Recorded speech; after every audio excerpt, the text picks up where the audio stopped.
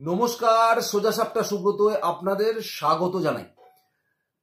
দেখুন, সাংসদেরও ধর্ম আছে, সেটা প্রমাণ করে দিল বহরমপুরের সাংসদ ইউসুফ পাঠান। কিন্তু তিনি যে দলের সাংসদ, যে দলের প্রতীকে নির্বাচিত, সেই দলের নেত্রী মমতা বন্দ্যোপাধ্যায় নিজেকে ধর্ম নিরপেক্ষতার প্রোডাক্ট ভাবেন। অর্থাৎ উনি হিন্দু, উনি মুসলমান, উনি শিখ, উনি খ্রিস্টান, সবই উনি। কিন্তু সেই দলের সাংসদ প্রমাণ করে দিল মমতা বন্দ্যোপাধ্যায়ের আসল চরিত্রটা কি। তো এই সাংসদ কেন্দ্রীয় স্বরাষ্ট্রমন্ত্রী অমিত শাহকে দুপাতার একটা চিঠি লিখেছে। এখন আপনাদের মনে হবে যে বহরমপুরের সাংসদ উনি, মুর্শিদাবাদে যে ঘটনা ঘটেছে সেই ঘটনার পরিপ্রেক্ষিতে হয়তো তিনি চিঠি লিখেছেন। একদমই নয়। তিনি চিঠি কি বিষয়ে লিখেছেন সেগুলো আপনাদের দেখাবো, তবে তার আগে আপনাদের একটা ছবি দেখাই। এই ছবিটা আপনাদের মনে আছে?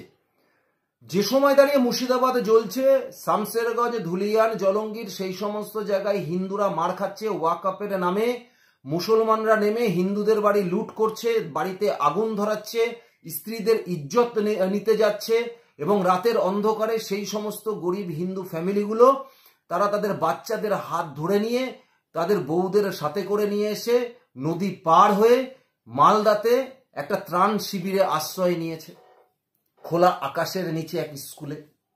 এ ছবি আপনারা দেখেছেন। কিন্তু সেই সময় দাঁড়িয়ে নিখোঁজ ছিল বহরমপুরের সাংসদ। তিনি সোশ্যাল মিডিয়ায় চায়ের টেস্ট দেখার জন্য তার একটা সুন্দর এই ছবি পোস্ট করেছিলেন। অর্থাৎ তিনি বিন্দাস মুডে আছেন। তার কারণ মুসলমান ভোটে উনি জিতেছেন। কিন্তু উনি যখন জিতেছেন বহরমপুরের সাংসদ হিসেবে, উনি সংসদে দাঁড়িয়ে যে শপথ বাক্য পাঠ করেছে, সেখানে তিনি ধর্মনিরপেক্ষতার নামে শপথ বাক্য পাঠ করেছে। কিন্তু তিনি অবশেষে দাঁড়ালেন সেই মুসলমানদের পাশেই। তিনি অমিত শাহকে চিঠি লিখেছেন। অমিত শাহকে চিঠিতে তিনি কি লিখছেন? তার 4টে দফা দাবি আছে। এখন তার দাবিটা কি? তার দাবি হচ্ছে, এই যে মুর্শিদাবাদের এই ঘটনা ঘটার পরে যেখানে হিন্দুরা মার খেয়েছে, এই ঘটনা সারা দেশে জেনে গেছে, এবং এই বাংলা থেকে, এই মুর্শিদাবাদ থেকে যে সমস্ত মুসলমান পরিযায়ী শ্রমিকরা উড়িষ্যায় গেছে কাজের জন্য, সেইখানে উড়িষ্যায় মানুষজন ধরে তাদেরকে মুর্শিদাবাদে ফেরত পাঠাচ্ছে। বলছে, তোদের এলাকায় হিন্দুরা আক্রান্ত হয়েছে, সেখানকার মন্দির ভাঙা হয়েছে, হিন্দু মেয়েদের বউদের ইজ্জত নেওয়ার চেষ্টা করা হয়েছে, সেখানে হিন্দুদের কুপিয়ে মারা হয়েছে। আজকে তোরা এসে এখানে কাজ করবি, যা মুর্শিদাবাদে গিয়েই কাজ কর। সুতরাং তাদেরকে ঘাড় ধরে ধরে উড়িষ্যা থেকে মুর্শিদাবাদে ফেরত পাঠানো হচ্ছে, যে সমস্ত পরিযায়ী শ্রমিকরা গেছে।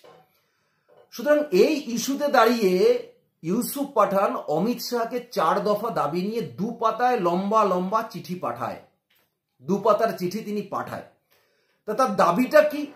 তার দাবি দেখুন। প্রথম তিনি লিখছেন, প্রথম পাতায় তিনি লিখেছেন একগুচ্ছ জিনিস, যেখানে তিনি উল্লেখ করেছেন যে 20,000 মানুষ ইতিমধ্যে উড়িষ্যা থেকে ভয়তে চলে এসছে মুর্শিদাবাদে।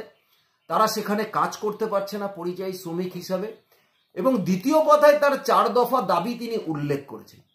তিনি লিখছেন, I earnestly request your immediate intervention in this matter. তার দাবি কি? বলছে, district the Orissa state administration to take prompt and strengthen action against the perpetrator. বলছে, এদের বিরুদ্ধে যারা এই সমস্ত করছে, পরিযায়ী শ্রমিকদের হেনস্থা করছে, তাদের ফেরত পাঠাচ্ছে, তাদের বিরুদ্ধে স্ট্রং অ্যাকশন নেওয়া হোক। দেখুন, তারা পরিযায়ী শ্রমিক হিসাবে উড়িষ্যায় গেছে, আর সেই ইউসুফ পাঠানের কেন্দ্রে যারা নিজের বসতিতে বাস করছে, যারা নিজের বাসগৃহে বাস করছে, যারা বছরের পর বছর জন্ম থেকে ওখানে রয়েছে, যাদের নিজেদের ভূমি এই পশ্চিমবঙ্গ, যাদের নিজেদের ভূমি সেই মুর্শিদাবাদ, সেইখান থেকে তারা বিতাড়িত হয়ে অন্য জেলায় গিয়ে ত্রাণ শিবিরে আশ্রয় নিচ্ছে, তখন তার কিন্তু এই কথাটা মনে পড়েনি। তখন তাদের জন্য তার বুক কাঁপেনি। কিন্তু যারা এই রাজ্যে বসবাস করে পরিযায়ী হিসাবে উড়িষ্যায় গেছে, আজকে উড়িষ্যা থেকে তারা বিতাড়িত হচ্ছে বলে তাদের জন্য এই ইউসুফ পাঠানের মন কেঁপে উঠেছে।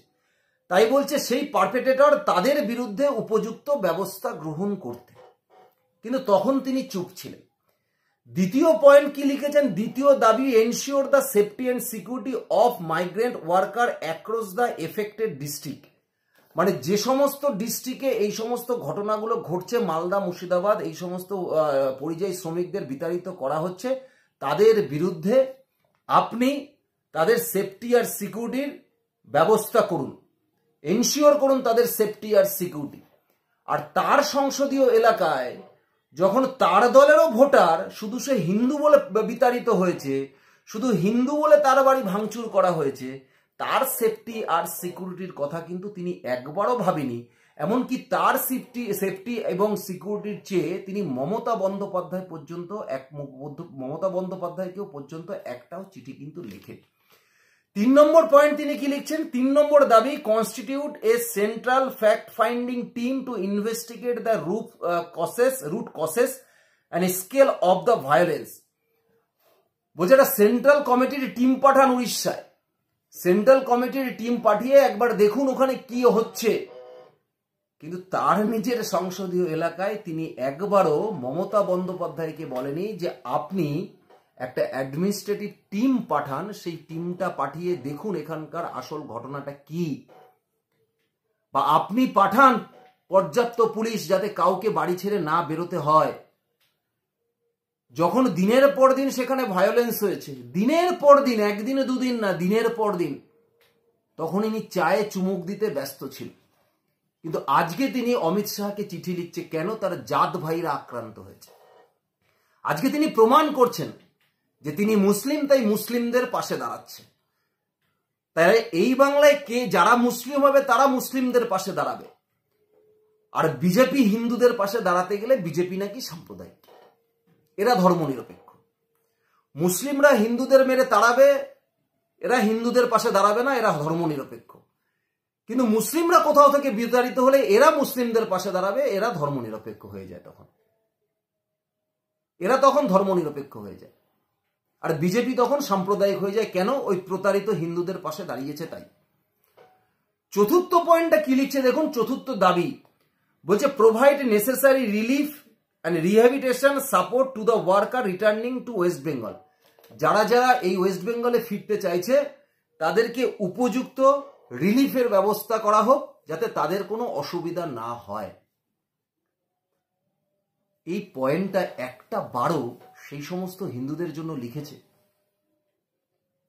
যে তাদের উপযুক্ত থাকা খাওয়ার ব্যবস্থা করা হোক।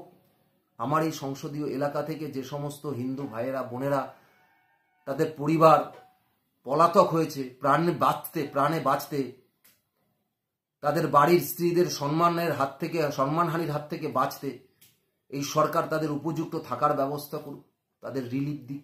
একবারও বলেছে? বলেনি। কিন্তু পরের লাইনটা শুনলে আপনার মাথা আরো ঘুরে যাবে।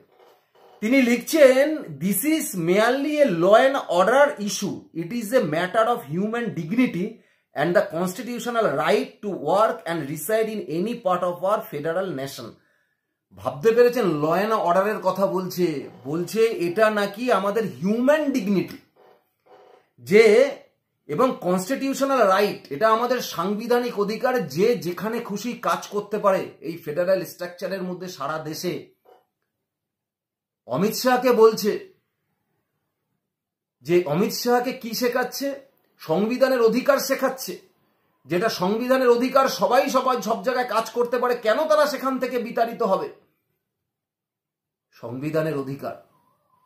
আর যে মানুষটা আপনার কনস্টিটিউয়েন্সিতে থাকে, ওখানকার ভোটার কার্ড, তারা শুধুমাত্র হিন্দু হওয়ার কারণে তাদের বাড়িঘর পুড়িয়ে দেওয়া হয়, বাড়িঘর ছেড়ে চলে যায়, তখন আপনার কনস্টিটিউশনাল রাইটের কথা মনে পড়ে না? তখন আপনার মনে হয় না যে এটা ল অ্যান্ড অর্ডার ইস্যু আছে? এখন মনে হচ্ছে এটা ল অ্যান্ড অর্ডার ইস্যু। এখন মনে হচ্ছে আপনার কত বড় নির্লজ্জ হতে পারে ভাবুন। আর গোপনে গোপনে এই চিঠি অমিত শাহকে লিখেছে, ওর জাত ভাইরা আক্রান্ত হচ্ছে তাই। তাহলে এই রাজ্যের শাসক দল যে তোষণ করে শুধুমাত্র মুসলিম ভোট পাওয়ার জন্য, আর আগামী দিনে যে যে জেলায় এরা 40% ওপরে চলে যাবে, সেই সব এলাকার এমএলএ এমপিরা শুধুমাত্র এদের জন্যই কথা বলবে, সেই সব জায়গার হিন্দুদের জন্য কথা বলবে না। এটা যারা এই ধর্মনিরপেক্ষতার মুখোশ পরা তথাকথিত সেকুলার হিন্দুরা আছে, তারা যত তাড়াতাড়ি বুঝে যান তত তাড়াতাড়ি ভালো। আর যদি না বুঝতে পেরেছেন, তাহলে হরগোবিন্দ দাস আর চন্দন দাসকে দেখেছেন তো মুর্শিদাবাদে, ধর্মনিরপেক্ষতার বুলি আওড়ানো সেই দুজন মানুষ যেদিন খুন হয়েছিল সেদিন কিন্তু দেখেনি সে ধর্ম নিরপেক্ষ, সে সিপিএম করে বা সে সেকুলার, শুধু দেখেছে তার ধর্ম হিন্দু, তাই হিন্দু বলে তাকে হত্যা করা হয়েছে।